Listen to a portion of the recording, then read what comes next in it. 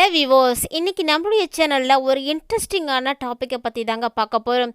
நம்முடைய இந்திய அரசியலில் பார்த்திங்கன்னா ரொம்பவே முக்கியத்துவம் வாய்ந்தவராகவும் நல்ல ஒரு ஆட்சி பலத்தோடு காணப்படக்கூடியவர் அப்படின்னா பிரதமர் மோடி அவர்கள் தாங்க. இவர் இந்தியாவில் பல இடங்களில் தன்னுடைய பயணத்தை தொடங்கினாருங்க.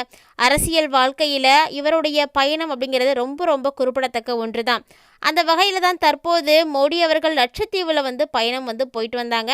அப்படி அவர் லட்சத்தீவு போயிட்டு வந்ததுக்கு பிறகு மாலத்தீவில் அப்படி என்னதான் நடந்தது, என்ன பிரச்சனை நடந்தது, ஏன் இந்த 3 அமைச்சர்கள் இடைநீக்கம் செய்யப்பட்டிருக்காங்க அப்படின்ற விஷயங்களை எல்லாத்தையும் தான் இந்த பதிவில் நம்ம தெரிஞ்சுக்க போகிறோம். அதாவது பிரதமர் நரேந்திர மோடியினுடைய லட்சத்தீவு பயணத்தின் பொழுது மாலத்தீவு அரசுக்கு அமைச்சராக இருந்தவங்க தாங்க மரியம் ஷியூனா. இவர்களோடு சேர்த்து பிற தலைவர்கள் எல்லாரும் சேர்ந்து கூறிய ஆட்சேபகரமான கருத்துக்களால் 2 நாட்டுக்கும் இடையே பதற்றமானது அதிகரித்து வருது அப்படின்னு தாங்க சொல்லணும்.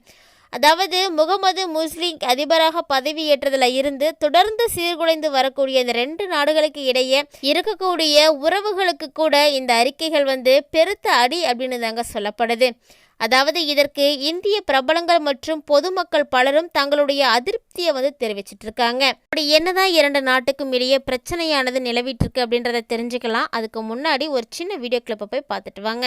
1500 ரூபாய் மதிப்பு கொண்ட ஒரிஜினல் கருங்காலி மாலை நம்ம கிட்ட 1100 ரூபாய் மட்டுமே. பாலிஸ்டர் மாலையும் நம்ம கிட்ட இருக்கு. 8 mm பாலிஸ்டர் மாலை வேணும்னா 1400 ரூபாய் வரும். கேஷ் ஆன் டெலிவரி நம்ம கிட்ட கிடையாதுங்க. ரொம்ப நம்பகத்தமையா தினமும் பாத்தீங்கன்னா நிறைய பேர் வாங்கிட்டு இருக்காங்க. மாலையிலேயே பல வகை இருக்குங்க. ஃபர்ஸ்ட் குவாலிட்டி மாலை இந்த ரேட்டுக்கு உங்களுக்கு எங்கேயுமே கிடைக்காதுங்க. கான்டாக்ட் 88 70 10 75 27. அப்படின்ற ஹேஷ்டாக் தாங்க இந்தியாவினுடைய சமூக ஊடகங்கள்ல தற்போது ரொம்ப ட்ரெண்டிங்ல இருந்துட்டு இருக்கு அப்படின்னு கூட சொல்லலாம்.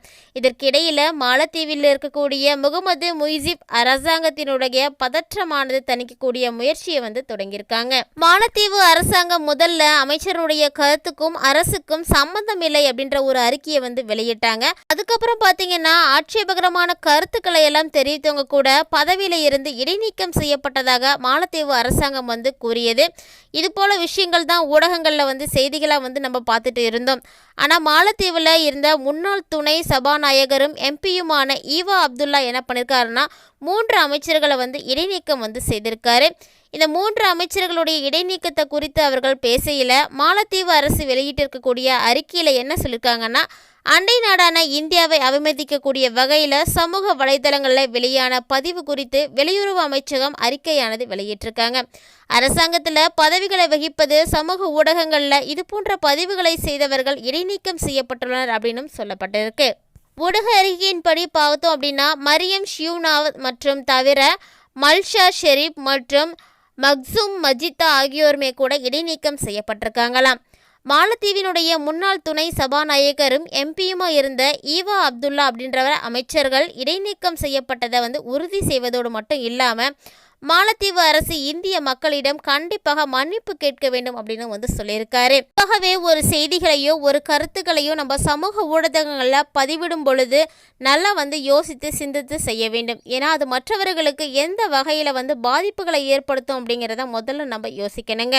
அந்த வகையில் மாலத்தீவு அமைச்சகம் யோசிக்காமல் செய்த இந்த ஒரு விஷயத்தின் மூலமாக அங்கே இருக்கக்கூடிய அமைச்சர்கள் இடைநீக்கம் செய்யப்பட்டிருக்காங்க அப்படின்றதையும் உறுதி செஞ்சுருக்காங்க. அடுத்ததாக செய்தி நிறுவனமாக விளங்கக்கூடிய அணியின் அறிக்கையின்படி பார்த்தோம் அப்படின்னா மாலத்தீவு அரசாங்கம் அமைச்சரின் கருத்துக்களில் இருந்து விலகி இருப்பது முக்கியம் அப்படின்னும், அரசாங்கம் அமைச்சர்களை இடைநீக்கம் செய்யப்பட்டது எனக்கு தெரியும் அப்படின்னும், கூடவே மாலத்தீவு அரசாங்கம் இந்திய மக்களிடம் மன்னிப்பு கேட்பது முக்கியம்தான் அப்படின்னும் ஈவா அப்துல்லா தெரிவிச்சிருக்காரு. மேலும் அமைச்சரினுடைய கருத்து வெட்கக்கேடானது என்றும் அவரது இனவெறி கருத்துக்களை பொறுத்து கொள்ள முடியாது.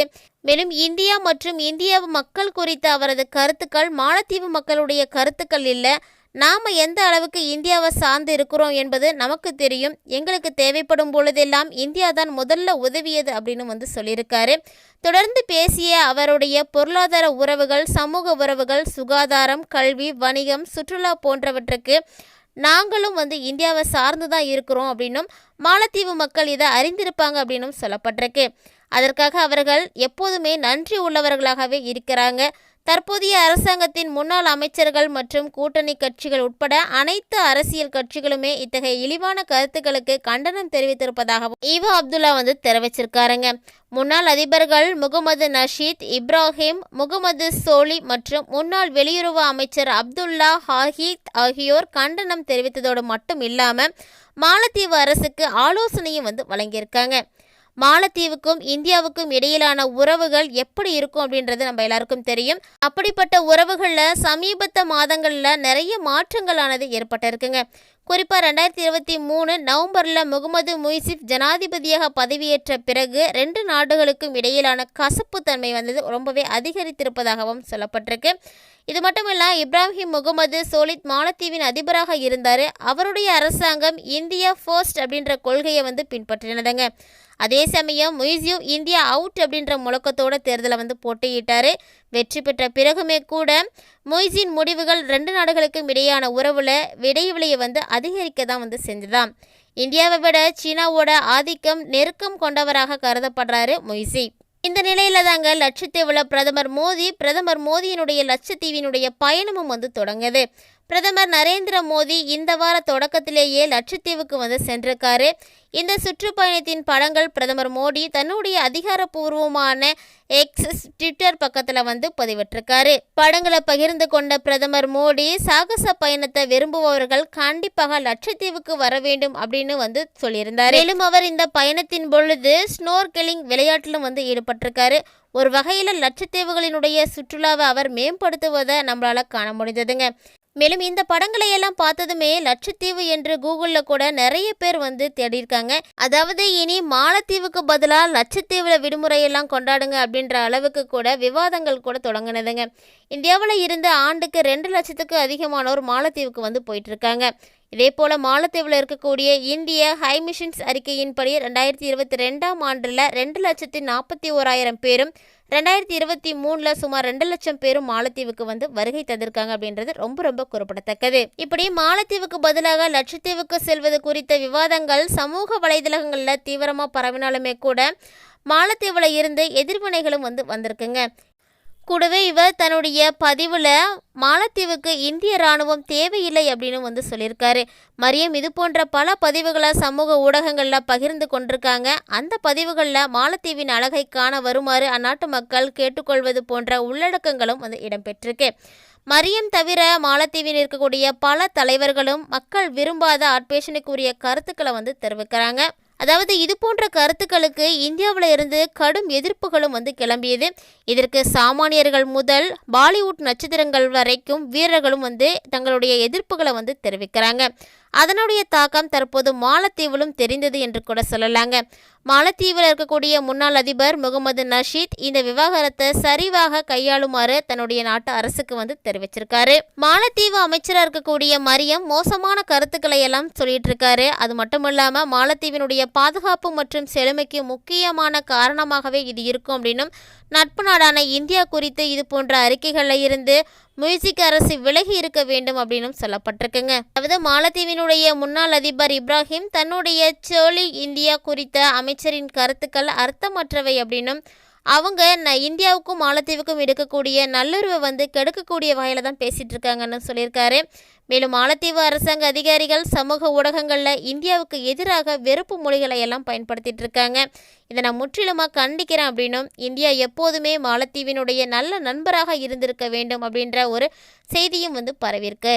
அது மட்டும் இல்லாமல் இது போன்ற அர்த்தமற்ற அறிக்கைகள் இரு நாடுகளுக்கும் இருக்கக்கூடிய பல வருட நட்பை எதிர்மறையாக நம்ம அனுமதிக்கக்கூடாது அப்படின்னும் இப்ராஹிம் வந்து தன்னுடைய ட்விட்டர் பதிவில் வந்து தெரிவித்திருக்காரு. அது மட்டும் இல்லாமல் இது போன்ற இந்தியாவுக்கு எதிராக பரவக்கூடிய கருத்துக்களுக்கு எல்லாம் கண்டனமானது தெரிவிக்க வேண்டும் அப்படின்ற ஒரு கோரிக்கையும் வந்து வச்சிருக்காங்க. அதோட மட்டுமில்லாமல் இந்தியா மாலத்தீவோடு இருந்த வந்த பந்தம் பரஸ்பர மரியாதை, வரலாறு, கலாச்சாரம் மற்றும் வலுவான உறவுகளை அடிப்படையாக கொண்டது அப்படின்னும், இந்தியா ஒரு உண்மையான நட்பு நாடு அப்படின்னு வந்து கூறியிருக்காங்க. பேச்சு சுதந்திரம் என்பது ஜனநாயகம் சார்ந்தது என்றும் பொறுப்பான முறையில் பயன்படுத்தப்பட வேண்டும் அப்படின்னு வந்து அரசாங்கம் வந்து சொல்லிட்டு இருக்காங்க. அது வெறுப்பு எதிர்ப்புக்கு வழிவகுக்காது அப்படின்னும், சர்வதேச நட்பு நாடுகளுடனான மாலத்தீவு உறவுகளை பாதிக்காது அப்படின்னும் சொல்லப்பட்டிருக்கு. இது போன்ற தரக்குறைவான கருத்துக்களை வெளியிடக்கூடியவங்க மீது சம்பந்தப்பட்ட துறையினர் தகுந்த நடவடிக்கைகள் எடுக்க வேண்டும் அப்படின்னும் சொல்லியிருக்காங்க. மேலும் இந்தியா அழகான கடற்கரைகள் மற்றும் தீவுகளால் ஆசீர்வதிக்கப்பட்டுள்ளது என்றும் அதீத தேவ பாவா என்ற எண்ணத்தோட பார்க்க நிறைய இடங்கள் இருக்குது என்னும் பல அழகிய நினைவுகளை உருவாக்க காத்திருக்கிறது அப்படின்னு சொல்லப்பட்டிருக்குங்க. இந்த நட்சத்திரங்களை தவிர ஹரிஸ்தா கபூர் போன்ற பல பிரபலங்களும் மாலத்தீவு குறித்து ட்வீட் செய்து வருகின்றன. இந்த வீடியோ பிடிச்சிருந்தா லைக் பண்ணுங்க, ஷேர் பண்ணுங்க, மறக்காம கமெண்ட் பண்ணுங்க. மீண்டும் மற்றொரு பதிவில் சந்திக்கலாம்.